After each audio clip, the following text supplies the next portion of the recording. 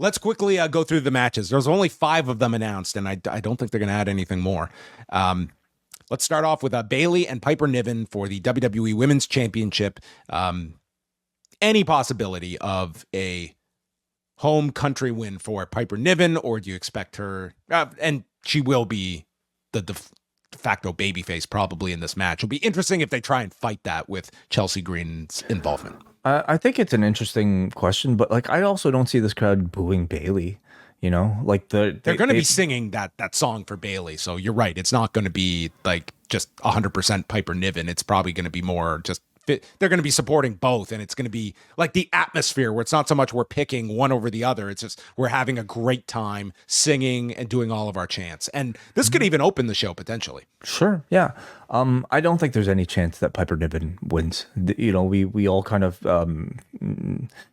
feel like these months after WrestleMania are them just kind of waiting because who's Bayley got Nia, like it's Nia Jax coming up at SummerSlam, and I see that being her destination, so I don't see Piper being winning it, but like this, to me, like what value Piper Niven gains out of this entire thing is going to be entirely dependent on the quality of this match and the reception that she gets. Like this is the biggest chance she may ever have in her wrestling career to impress an audience on a big stage to show that she is deserving of a bigger push. So I hope she has the performance of her life. I hope Bayley has a great match because I think Bayley needs it at this point in her run, which hasn't exactly been amazing either. So for these two, I hope they have a match that steals the show. I mean, it's the first time Piper Niven's been in a position in so long to even have this kind of a match that's going to get your 12, 13 minutes to have a real great match. That's more the focus of it. And whatever involvement they'll have with Chelsea Green, I think she's going to have like a significant part in this match to have some kind of fallout with Piper Niven or follow-up after it. Yeah.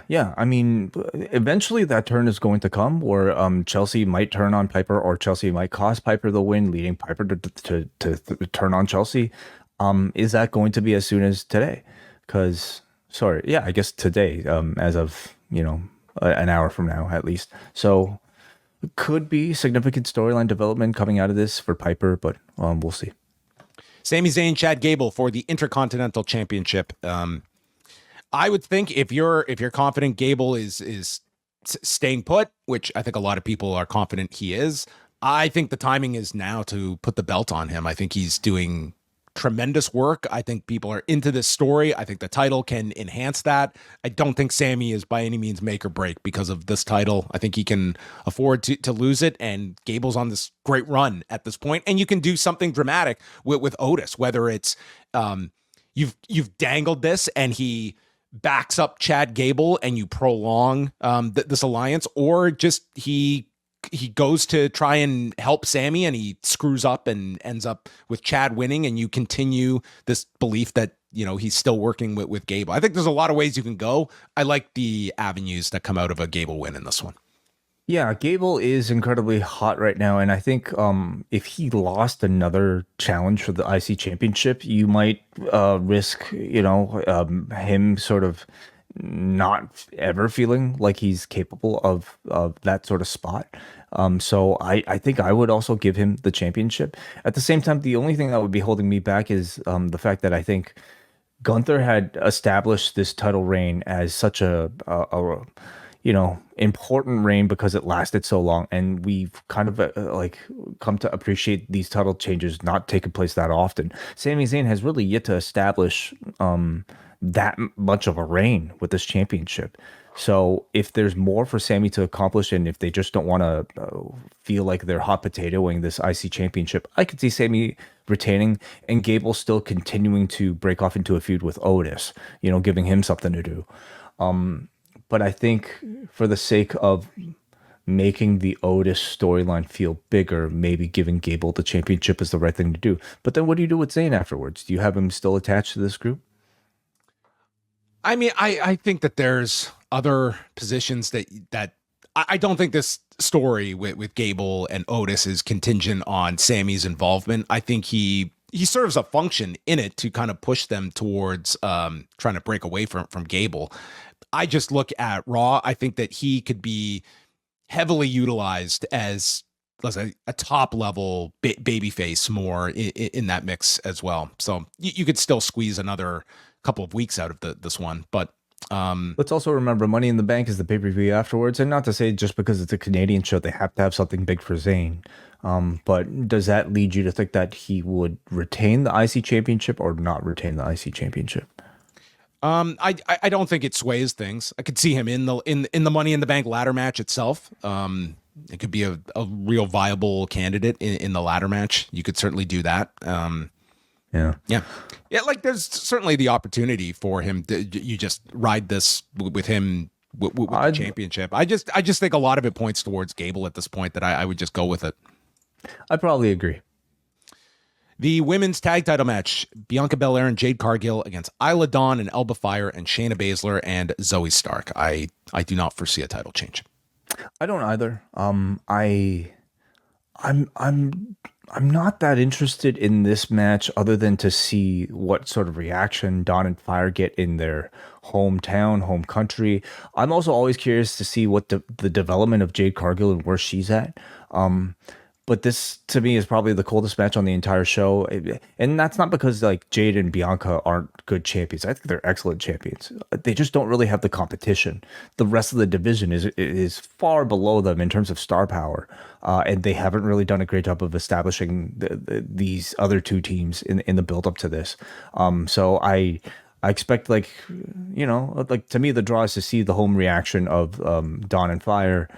And beyond that, I hope they have a good match and maybe impress people out of that instead of just an expected result. Cody Rhodes and AJ Styles, I Quit match. They're following that unbelievable match that they had at Backlash France. Probably going to be, a comparable environment that they have for this match. And you certainly have the stipulation that you think they're going to get a lot of time on this show. It'll be interesting as well, the positioning of this. I could see them actually ending the show with the two big title matches, just going back to back, but we'll see where they place this. They could put it right in the middle. This is the one where I think that these guys, their chemistry is so great, and this crowd's going to be super heated that the fact that you pretty much know what the outcome is doesn't mean that people won't be engaged. They will be, and we'll see how creative they can make like this I Quit match as well. That's part of the drama that they have. I think the crowd will recognize that they're not necessarily interested, like they're not going to necessarily see a title change, but they will see a really good match that maybe we'll be talking about at the end of the year, right? And that is probably enough to engage people. I think the storytelling has been really good this time around. If you told me that we're going to get two pay-per-views headlined by AJ Styles, challenging for the world championship at the beginning of this year, I think you'd be joking, not. Just because, I think AJ was such a dead character, by this point. But they've done a great job of rehabbing him. And the match itself, is going to deliver. Is going to live up to the standard. The question is whether or not it will be better than the last one. 5-star match last time around. Does this break the scale? That's going to be the expectation, right? They certainly have the stipulation to make this a much more dramatic one. I'm expecting a really interesting finish to get people to get AJ to say I quit. So... let's see what they can do. I don't see it closing the show, though, John. No. I think 100% you should be closing with Damian Priest and Drew McIntyre for Damian Priest Championship. And yeah, I think that you can argue either. How would you assess the Damian Priest title reign at this point that started at WrestleMania, and here we are 2 months later? Yeah, he hasn't really had such an impressive body of work in terms of matches. And it's been relative, he hasn't maybe had enough title defenses, period yet.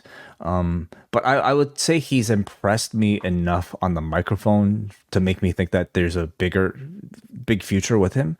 But he's not impressed me to the point where I feel like he should be the guy.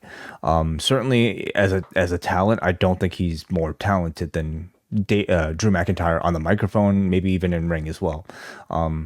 But as a first-time championship reign with this sort of spotlight, he shows me that there's great potential for him to eventually achieve that spot. But would I end it right now? I don't think I would. I think it's a little too soon for him to drop the championship.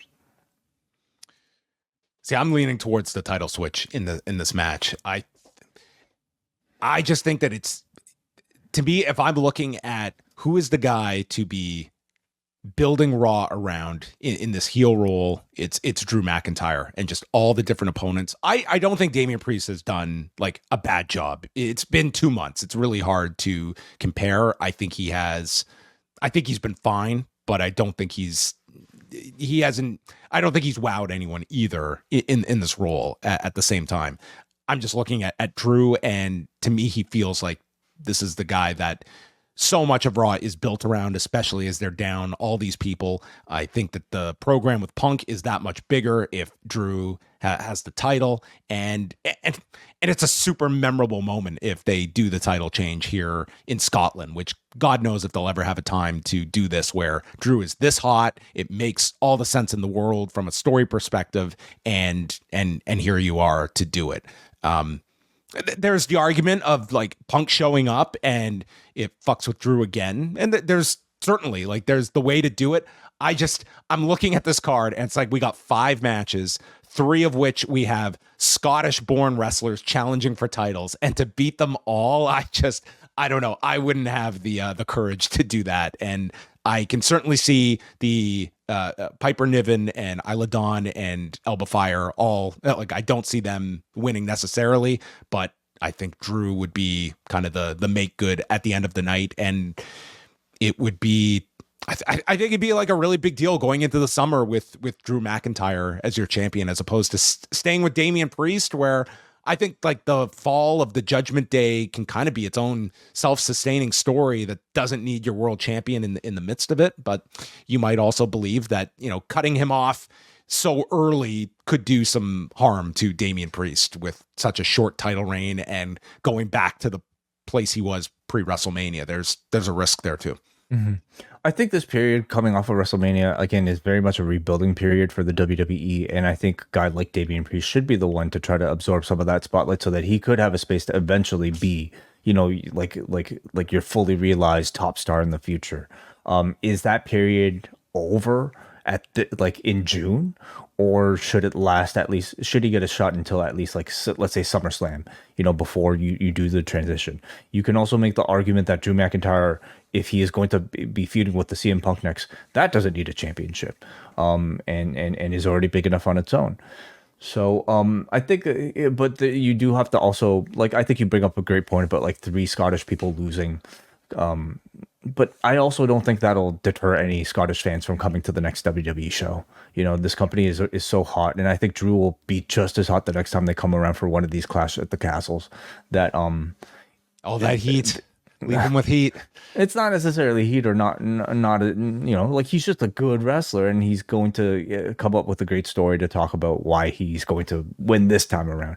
I think it is worth noting though that at the kickoff press conference, Drew McIntyre talked to Michael Cole and said that his wife just entered emergency surgery, mm-hmm. and that she told him to win the championship. Now, his wife is a physician. I don't know if she's a surgeon.